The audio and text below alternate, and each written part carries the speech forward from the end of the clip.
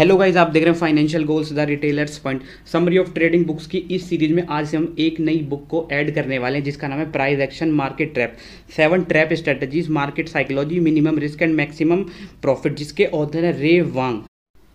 Guys अभी तक हमने इन 4 बुक्स का समराइजेशन किया है, वो भी हिंदी में, जिसमें पहले है how to make money in intraday trading जिसके ऑथर हैं अश्वनी गुजराल। फिर दूसरी बुक है volume profile the insider guide to trading जिसके ऑथर हैं ट्रेडर डेल। फिर how to make money trading with candlestick chart जिसके जो ऑथर हैं बालकृष्णा एम सादेकर साहब। और फिर है moving average incredible signal that will make you money in the stock market. ये 4 बुक हम पहले ही समराइज कर चुके हैं, तो आज से हम प्राइस एक्शन मार्केट ट्रैप्स को समराइजेशन हम इसका स्टार्ट करेंगे। तो मैं सबसे पहले आपको बता देता हूँ ये बुक मैंने चुनी क्यों है।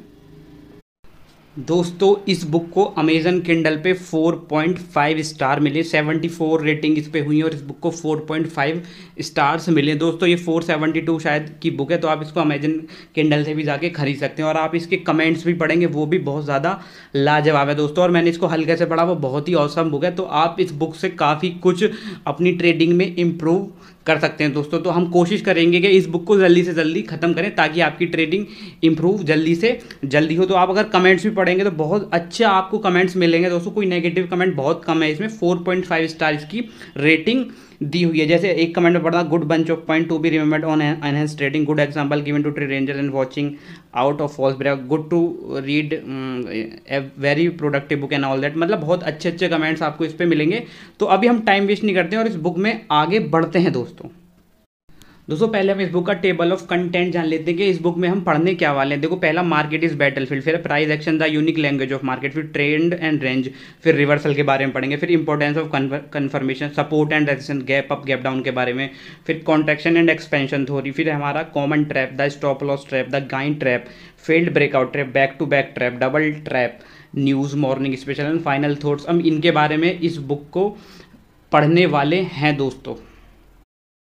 गाइज मैं आपको बता दूं इस बुक का मेन कॉन्सेप्ट क्या है। जब भी आप अपना प्राइस एक्शन एनालिसिस करते हैं तो वहाँ पे आप कहाँ कहाँ ट्रैप हो सकते हैं, वही सारा कॉन्सेप्ट इस बुक में आपको बताया जाएगा दोस्तों। तो चलो गाइज हम स्टार्ट करते हैं चैप्टर 1। चैप्टर 1 का जो टॉपिक है वो है market is a battle field. जो हमारे ऑथर साहब है वो बोलते हैं कि मार्केट जो है हमारा एक बैटल फील्ड है दोस्तों। अब इस कोई फ़र्क नहीं पड़ता आपका बैकग्राउंड क्या है, आप बायर हैं या सेलर हैं, जिस टाइम आपने अपना ऑर्डर प्लेस कर दिया तो आप एक वॉर जोन में उतर चुके हैं। तो और ये भी बोलते हैं, ये एक कड़वा सच है कि अगर आप लूज़ करोगे तो किसी और का फ़ायदा होगा, अगर और कहीं कोई लूज़ करेगा तो आपका फ़ायदा होगा दोस्तों। अब क्या है, आप अपनी ट्रेडिंग के वॉर जोन में उतर चुके हैं और इस वॉर जोन में आपका मुकाबला किन लोगों से? आपका मुकाबला बड़ी बड़ी ट्रेडिंग फर्म से, बड़े इन्वेस्टर से, हेज फंड मैनेजर से, फुल टाइम ट्रेडर से और लास्ट में रिटेल ट्रेडर से आपका इन लोगों से मुकाबला है। तो आप सोच सकते हैं आपको इन लोगों को मात देनी है दोस्तों। फिर ये बताते हैं कि जो मार्केट में लोग आते हैं, जो ट्रेडर आते हैं, मोस्ट ऑफ क्या अपना पैसा लूज़ कर देते हैं और फिर बाद में वो इस पैसे को लूज़ करने के बाद वो ब्लेम करते हैं अपने चार्म को, अपने बैड लक को, और फिर बोलते हैं कि भाई ट्रेडिंग इतनी आसान नहीं है। ये बात सच है कि ट्रेडिंग इतनी आसान नहीं है। सबसे पहले आपको ट्रेडिंग का बेसिक नॉलेज होना चाहिए, वो भी किसका? प्राइस एक्शन का दोस्तों। फिर ये बताते हैं आपकी फिर कड़ी मेहनत और जो आपका डिवोशन है टुवर्ड ट्रेडिंग, वही आपको सफलता की चरम तक लेके जाएगा दोस्तों।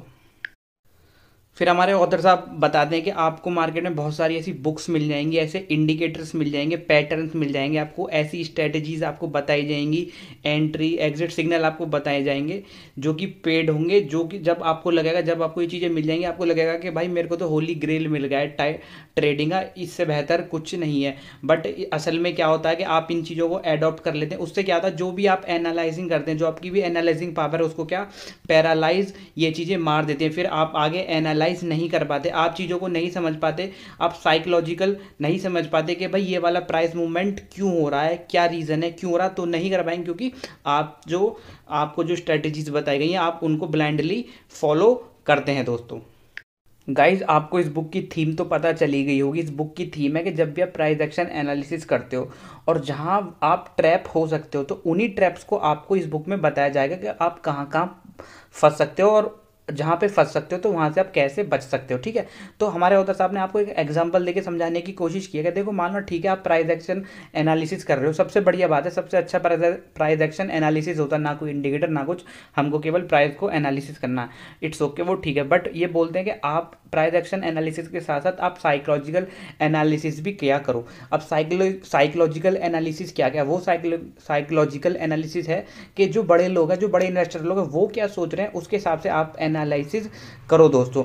अब क्या है, इन्होंने एक एग्जांपल दिया है मारुजू बोजो का, ठीक है। मारुजू बोजो कौन सी कैंडल है, वो कैंडल देखो, आपको मैंने एक हल्का सा पिक्चर बताई है, ठीक है ना, आपको एक डाउन ट्रेंड का सिनारियो मैंने आपको बताने की कोशिश किया दोस्तों, ठीक है। अब देखो इस वाले यहाँ पे हमारा मार्केट डाउन ट्रेंड था, उसके बाद एक ये वाली कैंडल बनी, इसको बोलते हैं मारू बोजो, मेरे से तो नाम भी ठीक से नहीं लिया जाता दोस्तों, इट्स ओके। ये इस कैंडल में क्या होता है, एक बड़ी कैंडल होती है और एक शायद ये डाउन ट्रेंड में बन जाए तो और अच्छा माना जाता है इसको, इसमें कोई विक वगैरह नहीं होती है। तो जैसे ही ये कैंडल बनेगी तो आप सोचोगे कि यहाँ पे भाई बाइंग आ चुकी है, बायर्स आ चुके हैं, तो आप यहाँ पे ट्रेड लेने की कोशिश करोगे, फिर तुरंत देखोगे नेक्स्ट कैंडल जो है हमारी तुरंत उसके अपोजिट मारू बोजो बन चुकी है, तो यहाँ पे आप क्या हो जाते हैं, अगर आप ट्रेड लेते तो यहाँ पे आप ट्रैप हो जाते दोस्तों। तो ये आपको डीमोटिवेट करने के लिए हमारे उधर साहब नहीं बता रहे, ये आपको बता रहे हैं ताकि आप अलर्ट रहो और इन ट्रैप से बच सको, ठीक है। तो यही इन्होंने बताने की कोशिश की। फिर ये बोलते हैं कि देखो जो बड़े बड़े प्लेयर होते हैं उनके पास बहुत सारा पैसा है, वही मार्केट को चला रहे हैं, जैसे उनको लगेगा वो वैसे मार्केट को चलाएंगे।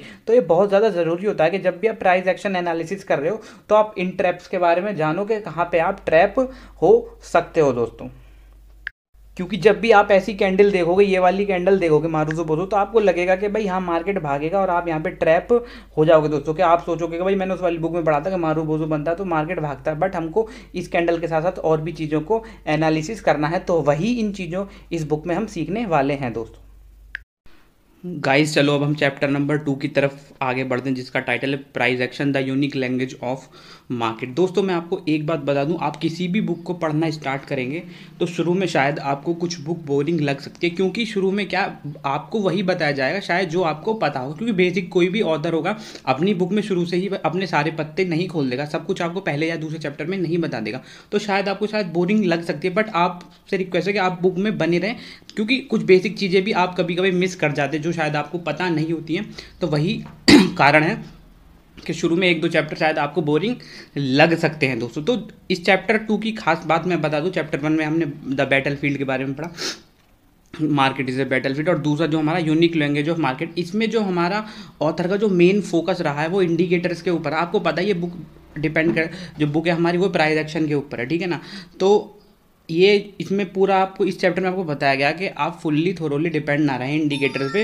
इंडिकेटर आपको फैसिनेटेड लगेंगे कि हाँ भाई ये वाला इंडिकेटर इसके ऊपर जाएगा, बाई करो सेल करो, बट जब क्योंकि जो मोस्ट ऑफ इंडिकेटर है वो लैगिंग इंडिकेटर होते हैं, पहले प्राइस मूव करता है उसके बाद वो इंडिकेटर मूव करते हैं, तो इनका सीधा सीधा जो पूरा फोकस है वो प्राइस एक्शन पे है, ना कि इंडिकेटर पे दोस्तों। तो यही इस चैप्टर में हम जानने की कोशिश करेंगे दोस्तों। जब भी हम ट्रेडिंग की बात करते हैं तो ज़रूरी नहीं है कि विनिंग और लूजिंग, आप कितना विन कर रहे हो कितना लूज़ कर रहे हो, आप कितना सही हो कितना गलत हो, तो ये इंपॉर्टेंट नहीं होता क्योंकि ट्रेडिंग क्या एक प्रोबेबिलिटी का गेम है।